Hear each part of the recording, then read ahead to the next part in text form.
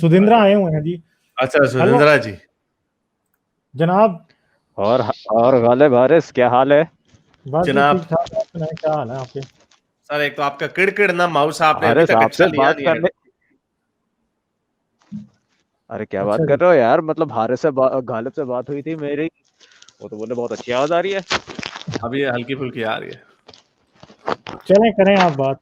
चलें आप बात करें, अब बात ठीक करें। है हाँ ठीक है, वो किड़किड़ आती है बीच में थोड़ी थोड़ी। यार हारिस, आपसे बात करने के लिए गालिब के शो पे आना पड़ता है।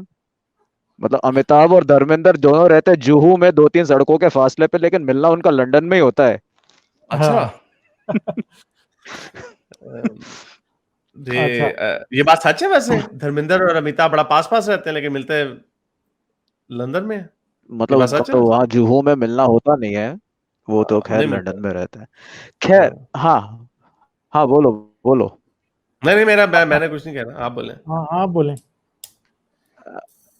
अच्छा, मैं ये बातें तो मत 2-3 चीजें मेरे दिमाग में थी, लेकिन on the top of my head, मैं ना पिछले 3-4 हफ्तों से ये जो फ्रांस में जो वाकया हुआ था, उसके बाद में जितने भी आप मेजर मुस्लिम स्कॉलर्स या जो अपोलोजिस्ट टाइप हैं उनसे बातें करेंगे ना, the first thing they bring up is freedom of speech, freedom of speech, freedom of speech. लेकिन हमेशा बात होती है, व्हाट अबाउट हॉलोकॉस्ट डिनायल, हाँ। What about anti Semitism and loss against that. तो क्या कभी भी उनको ये समझ में नहीं आएगा कि यूरोप की एक हिस्ट्री है, एक एवोल्यूशन है, जिसके बेसिस पे उन्होंने ये सारे लॉज बनाए हैं, क्योंकि ये उनकी शर्म, they have this guilt with in them, जिसकी वजह से उन्होंने इन इन बात की। जैसे आप अमेरिका जाओगे, अमेरिका में कोई हॉलोकॉस्ट डिनायल रूल्स नहीं, क्योंकि अमेरिका में उस तरह की एंटीसेमिटिज्म हुई नहीं थी जो यूरोप में 2000 साल से हो रही थी। हम्म। देखिए इसके ऊपर तो हमने भी क्या पहले बात कभी की थी। हमने पहले भी ये बात किया। देखिए अभी अभी इसके ऊपर हमने हम्म, बात की थी, ये मेरा नहीं ख्याल ये आर्गुमेंट इतना सॉलिड है, क्योंकि वो कहते हैं कि ठीक है, हम एक्नॉलेज करते हैं कि ये उनकी गिल्ट है या जो भी है, लेकिन कहने का वो कहते ये है कि हमारा कहने का मतलब मुसलमानों का ये है कि भाई आपकी भी एक रेड लाइन है ना, जहां पे आपने अपनी फ्रीडम ऑफ स्पीच को कहीं पे पट्टा डाल दिया है, आपने उसको रोक दिया है। तो उसी तरह आप ये भी समझे कि हमारी भी रेड लाइन ये है। इनका आर्गुमेंट ऑन सरफेस मुसलमानों के आर्गुमेंट हम्म, बड़ा अच्छा लगता है, लेकिन जो इसके जो न्यूआंस हमें चाहिए, वो सबसे बड़ा न्यूआंस मेरे नजदीक, मेरी ओपिनियन में, हम्म, वो ये है कि देखें, एक तो ये है कि एक तो गिल्ट वाली बात है, ये तो कॉन्टेक्स्ट आ गया ना कि ये सिर्फ बेल्जियम, नेदरलैंड, जर्मनी, ऑस्ट्रिया और फ्रांस के कंट्री जो जो सही नाटसी के जो हेड बने थे, हब्स बने थे, और यूके में नहीं है ये लॉ मेरा ख्याल, क्योंकि यूके कभी नाटसी रूल के अंडर नहीं आया। नहीं नहीं, आप देखिए यूरोप में ये नाजिज्म की वजह नहीं, से नहीं है। मेरे ख्याल है हॉलोकॉस्ट ईस्ट डिनायल यूरोप, पे तो ईस्टर्न यूरोप यूएस में में भी आया, जो यूएस में भी लॉ। एंटी सेमिटिक उनकी 2000 साल की उनकी जो हिस्ट्री थी ना, उस बेसिस पे हुआ है ये। नहीं हाँ लेकिन वो एग्जैक्टली, हॉलोकॉस्ट। क्रिश्चियनिटी की हिस्ट्री है हाँ ना ये हाँ, यूरोप हॉलोकॉस्ट। में नहीं है, यूके में नहीं है। लेकिन मेरे से कई लोग बात करते हैं जब, तो मैं ये कहता हूं कि हॉलोकॉस्ट तक लीड करने में सबसे बड़ा रोल किस चीज का था? आप 100 चीजों का नाम लेंगे, इनएविटेबली क्रिश्चियनिटी था। क्यों? क्रिश्चियनिटी ने तकरीबन हाँ, 1600-1700 साल से कल्टीवेट की हुई थी नफरत। उन्हें हिटलर ने हर चीज माइन की काम्फ में करती लिखा थी। है, हाँ। हिटलर ने माइन काम्फ में लिखा है कि जीसस को यहूदियों ने मारा है। हम्म, उसने जहां से भी जो आर्गुमेंट वो ले सकता था वो ला उसने लिया अपनी एंटीसेमिटिज्म के लिए। तो देखें, हाँ। पॉइंट ये है कि उन्होंने उनकी जो रेड लाइन है, वो उनका मुसलमानों का पॉइंट ये कि रेड लाइन तो है ना आपकी, आप जहां पे आपने फ्रीडम ऑफ स्पीच के ऊपर सर मैं थोड़ी कंडीशन सी एक लगा दी। बात ऐड करता हूं। चले देखें, आप ये करें। मेरी बात याद रखें। देखें, जब ये हो गई बात सारी, ठीक है, जब हो गया, नाजीज डिफीट हो गए, आपको पता कि नाजीज के जनरल्स को और बड़े बड़े जो नाजी पार्टी के मेंबर्स थे उनको छुपा कौन रहा था? Catholic church. Catholic the church. Catholic Catholic church उनको चर्च ने, अर्जेंटीना लेकर आ रहा था। जी अर्जेंटीना, जी, उसको लैटिन रेड अमेरिका लाइंस लेके कहते जा हैं, रहा था। हाँ। उसको रेड लाइंस कहते हैं। और I can tell you, I can bet you on this, कि अगर ये लॉज ना बने होते तो कैथोलिक चर्च ही हॉलोकॉस्ट डिनायल में सबसे आगे होना था।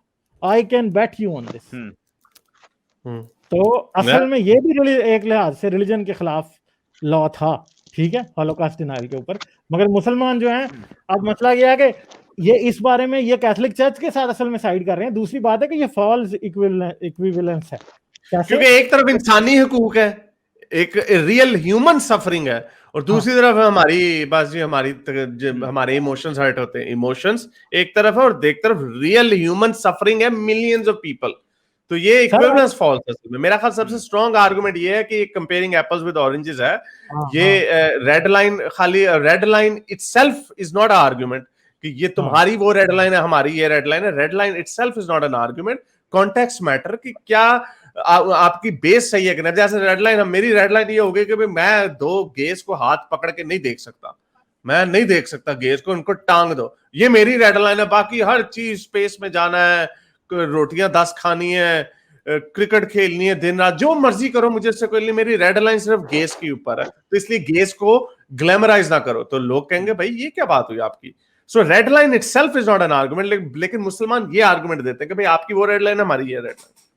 और दूसरी बात ये है, देखें सुधिंद्रा, दूसरी बात ये है, देखें समझने वाली बात है जो है, भाई ये एक सेकंड, एक लाइन से ये कंपेयर करते हैं मोहम्मद की गुस्ताखी को हॉलोकॉस्ट डिनायल से।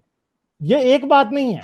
मोहम्मद की गुस्ताखी को मूजिज की गुस्ताखी से या मूजिज के कार्टून से कंपेयर किया जा सकता है। आप 100 बनाएं यहूदी, आपको नहीं मारेंगे, खत्म होगी बात। यहूदी आप पे प्रोटेस्ट भी नहीं करेंगे। ये बात है। एंटी सेमिटिज्म का मतलब बिल्कुल ये नहीं कि एंटी जुडाइज्म नहीं है। मतलब आप यूरोप में जुडाइज्म के खिलाफ या जितने भी उनके ज्यूइश प्रॉफिट्स के खिलाफ है, आप कुछ भी बोल सकते हो, उसके बारे में ज्यूज का अलग सा रिएक्शन आएगा। लेकिन एंटी सेमिटिज्म एक कंप्लीटली डिफरेंट चीज है जिसकी वजह से ह्यूमन सफरिंग हुई है। तो क्या ये जो डिफरेंस, अगर मुस्लिम्स ये जो रिएक्शंस है, क्या इसको वो इस बेसिस पे क्या वो बातें आगे ले जा सकते हैं क्या? Can they ever understand the difference between this? Like जैसे आप यासिर गादी की आप वो कल वीडियो देखे, हाँ वो देखनी अभी तक देखनी। मुसलमान ऑलरेडी ये बात अंडरस्टैंड करते हैं कि वो ये एक इधर पॉलिसी खेल रहे हैं। जितने भी इनके बड़े बड़े हैं वो समझते हैं इस बात को। मगर मसला ये है कि इनके मौलवियों का मकसद वेस्ट को ये समझाना नहीं है।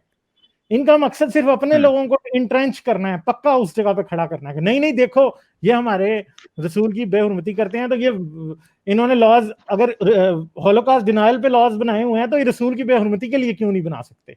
ये सिर्फ एक जिद है, पता इनको भी है कि वो बात नहीं है। ये शायद इतना दफा है, इनको शायद ना पता हो, ये इसी पे लकीर के फकीर है, मगर मोस्टली लोगों को पता है।